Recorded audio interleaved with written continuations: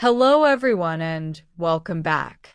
Today, I want to share a touching story about love, family, and the importance of appreciating the people who care about us.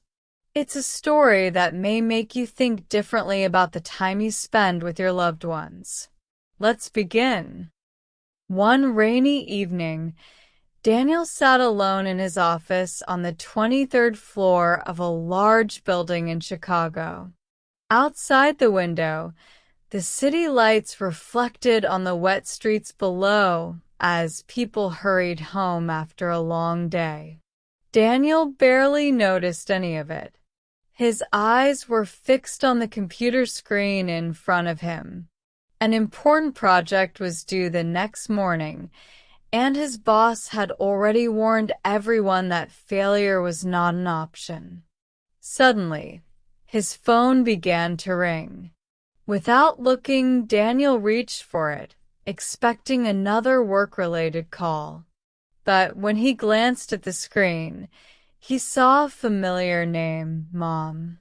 He sighed softly and stared at the phone for a few seconds while it continued ringing. This was the third time she had called that week. He knew exactly what she wanted. She would ask how he was doing, remind him to eat properly, tell him about something small that had happened in her town, and then ask when he planned to visit. Daniel loved his mother, but at that moment he felt exhausted. "I'll call her later," he whispered before pressing decline and returning to his work. Unfortunately, later never came. Daniel had grown up in a small town nearly 4 hours away from the city. His father had passed away when he was only 10 years old, leaving his mother to raise him alone. Life had never been easy for them. His mother worked long hours at a local grocery store during the day and cleaned offices at night just to make sure Daniel had everything he needed. There were nights when she returned home so tired that she could barely stand, yet she still found enough energy to help him with homework, prepare dinner, and listen to his dreams about the future. Daniel still remembered one winter evening when he was 12 years old. Snow covered the streets, and the heating system in their house had stopped working. While he slept under several blankets, his mother stayed awake all night beside a small heater, making sure he remained warm. At the time, he never understood how much she sacrificed for him. To him, she was simply Mom, the person who always found a way to solve problems, the person who always put him first. Years passed, and Daniel worked hard in school. His mother constantly encouraged him, telling him that education would open doors she never had the chance to walk through. When he received a scholarship to a university in Chicago, she cried tears of happiness. On the day he left for college, she hugged him tightly at the bus station. "Promise me you'll call," she said with a smile. Daniel laughed and promised he would.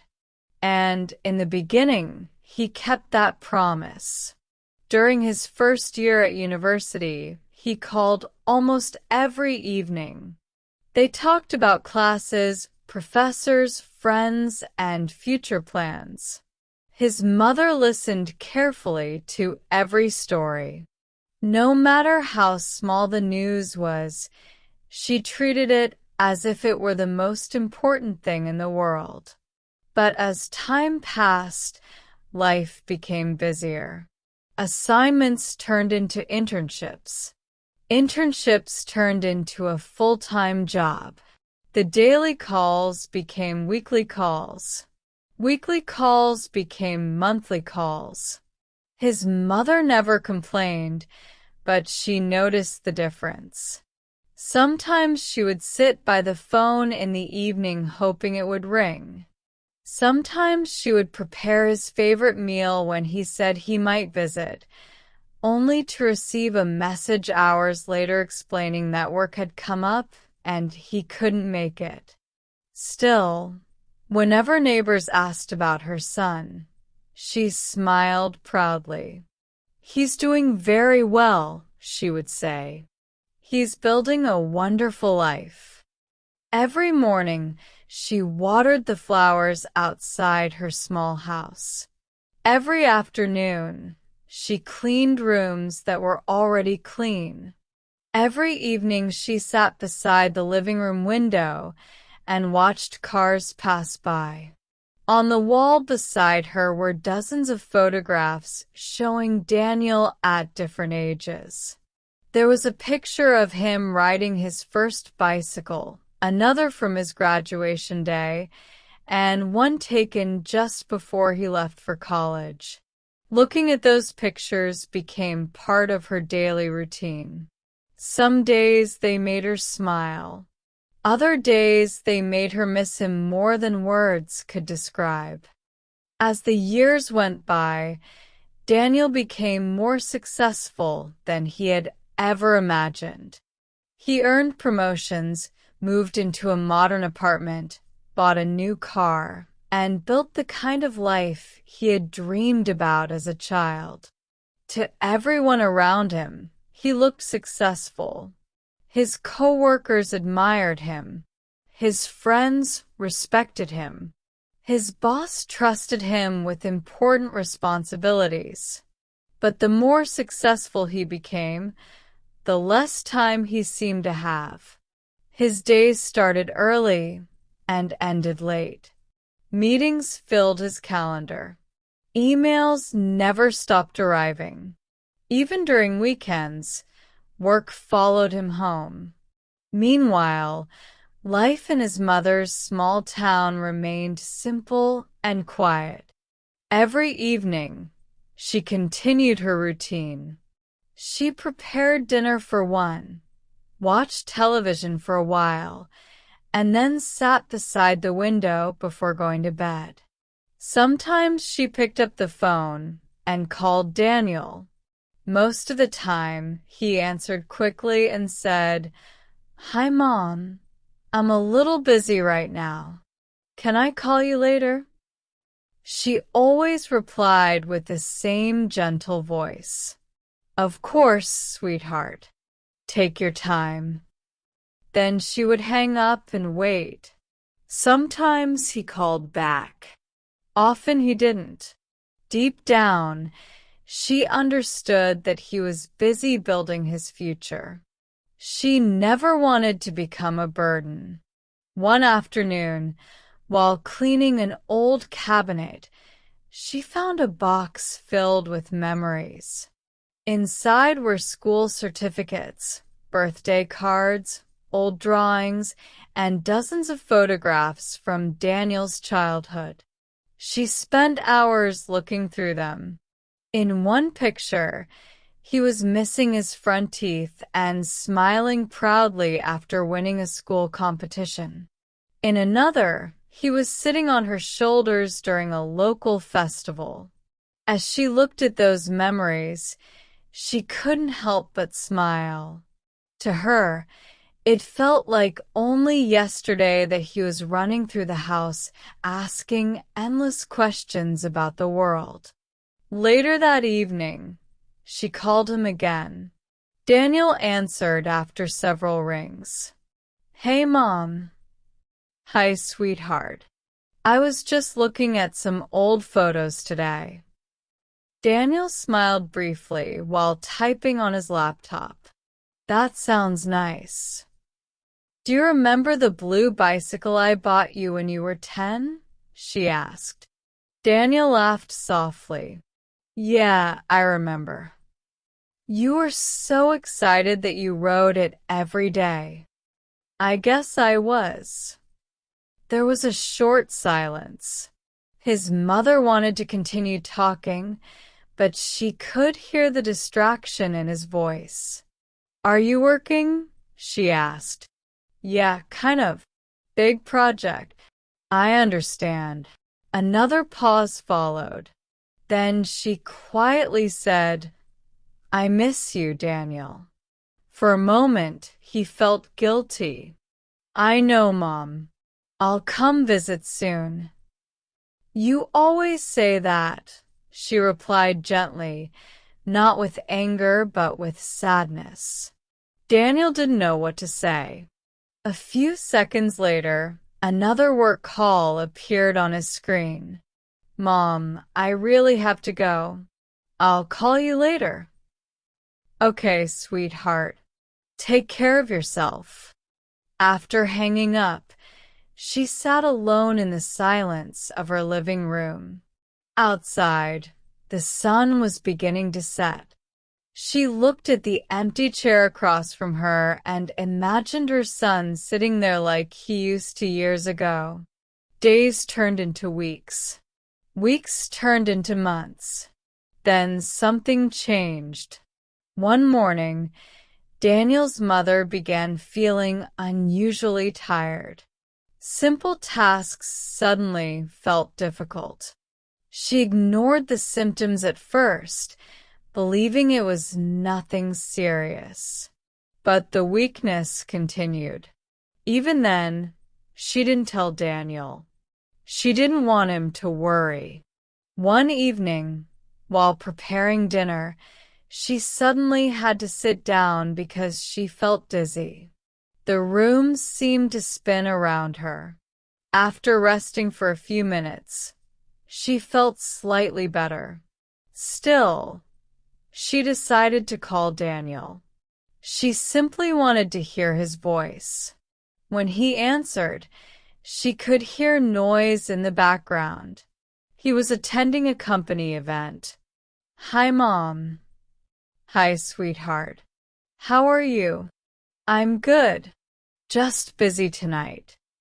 She hesitated for a moment. Part of her wanted to tell him she wasn't feeling well. Part of her wanted to hear him say he would visit. But she stopped herself. "Nothing important. I just wanted to hear your voice." Daniel smiled. "That's sweet, Mom. Are you taking care of yourself?" she asked. "Trying to." "Good. That's all a mother can ask for." A few minutes later, they ended the call. Neither of them knew it would be one of their last real conversations. Over the next several days, her health continued to worsen. Still, she carried on with her normal routine. She watered her flowers. She greeted her neighbors. She looked at family photographs. And every evening, she waited beside the window, hoping that maybe, just maybe, her son would surprise her with a visit. One cold evening, Daniel was sitting in a conference room during an important meeting when his phone vibrated again. He glanced at the screen and saw his mother's name. For a moment, he considered answering, but everyone around the table was focused on the presentation. He pressed decline and placed the phone face down. "I'll call her later," he thought once again. A few minutes later, another call came. This time it was from an unknown number. Daniel ignored it. The meeting continued for nearly 2 hours. When it finally ended, he looked at his phone and noticed several missed calls. 1 from his mother. 3 from the unknown number. Feeling uneasy, he called back immediately. A nurse answered. Her voice was calm but serious. She explained that his mother had suffered a severe stroke and had been taken to the hospital. Daniel felt the blood drain from his face. Without wasting another second, he grabbed his keys and rushed out of the building. During the long drive back to his hometown, his mind was filled with memories. He remembered his mother walking him to school, cheering for him at every achievement, comforting him during every failure and sacrificing countless things so he could have a better future. For the first time in years, work no longer mattered. Nothing mattered except reaching the hospital in time. But when he finally arrived, he saw the expression on the nurse's face before she said a single word. He was too late. A few days after the funeral, Daniel returned to his mother's house to organize her belongings. The house felt strangely quiet. Every room carried memories of her presence. Her favorite cup still sat in the kitchen. Her reading glasses rested beside an old book. The flowers outside the house had begun to wilt without her care. As he slowly walked through the rooms, he realized how much love had existed in this small home. Then, on a table beside the window where she used to sit every evening, he noticed a white envelope with his name written neatly on the front. His hands trembled as he opened it. Inside was a letter. "Dear Daniel, if you're reading this, I may not be able to speak with you anymore. Please don't be sad for too long. I have lived a good life, and my greatest blessing was being your mother. I know you were busy, and I never blamed you for that. Every time you called, my day became brighter. Every time you visited, my house felt alive again.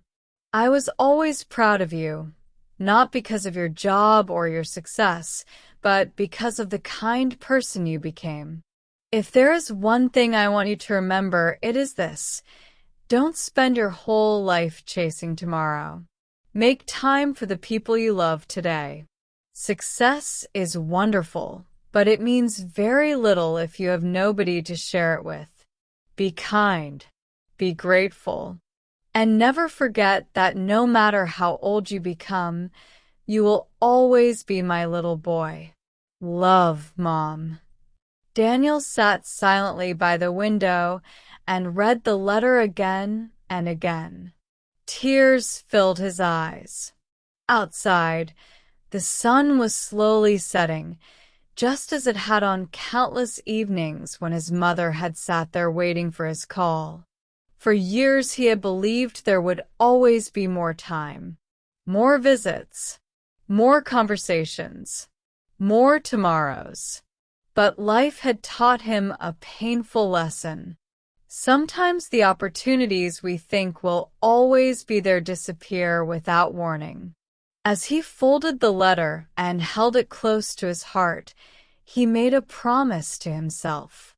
He would never again take the people he loved for granted, because in the end, life's greatest treasures are not money, titles, or achievements. They are the people who stand beside us, love us, and wait for us even when we are too busy to notice. And sometimes, all they want is a simple phone call.